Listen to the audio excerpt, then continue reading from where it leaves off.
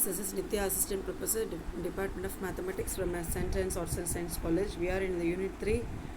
That is, today we are going to see the Cauchy sequence definition, example and theorems. It's an important section in the third unit. Let us see the definition first. That Sn is a sequence of real numbers, then it is called Cauchy sequence. If for every epsilon greater than 0, there exists n belongs to I such that modulus of Sm minus Sn less than epsilon, where m, n greater than or equal to n. See, this is as usual sequence limit formula. So we only the thing is modulus of Sm minus Sn is less than epsilon. That is the only difference.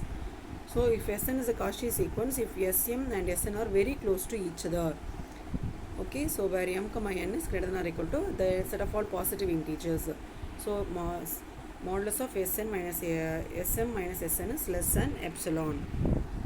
This is a Cauchy sequence. Example, if Sn diverges to infinity as Sn which is not equal to 0 for all n belongs to n, then sequence 1 by Sn is converges to 0. That is, if you are taking Sn as diverges to infinity, then 1 by Sn is converges to 0.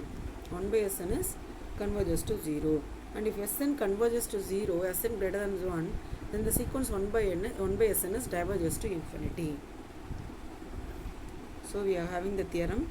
If the sequence of real numbers Sn converges, then Sn is a Cauchy sequence. Then Sn is a Cauchy sequence. So they are asking that Sn is a Cauchy sequence, but they have given that the sequence is convergent. That is the given condition they have given. We know that as per the definition of the sequence convergent sequence, since Sn is a converges, Sn equal to L, that is, it has a limit. So for epsilon greater than 0, there exists n belongs to n, modulus of Sn minus L is less than epsilon by 2, as usual by the definition. Now we have to prove that modulus of Sm minus Sn, that is a Cauchy sequence. So which is equal to Sm minus L plus L minus Sn. Now we can split it separately, that is Sm minus L minus Sn minus L. Take the minus outside and then split it Sm minus L plus Sn minus L. Therefore this is less than epsilon by 2 as per the convergence definition. This is also epsilon by 2. So after adding we are having less than epsilon. So which is less than epsilon. So it is a Cauchy sequence, hence proved. Next theorem, if Sn is a Cauchy sequence of real number, then Sn is bounded. Now they have given us a Cauchy sequence, then we have to prove that it is bounded.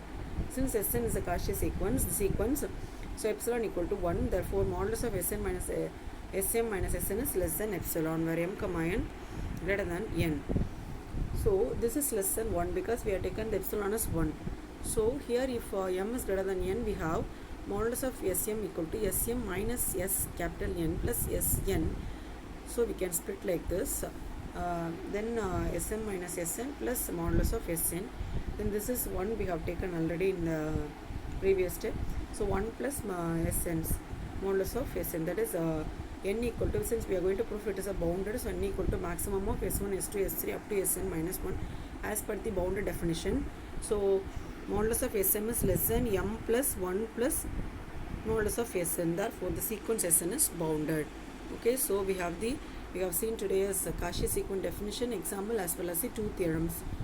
Okay, so just watch it. If you have any doubts, you can approach me. Thank you.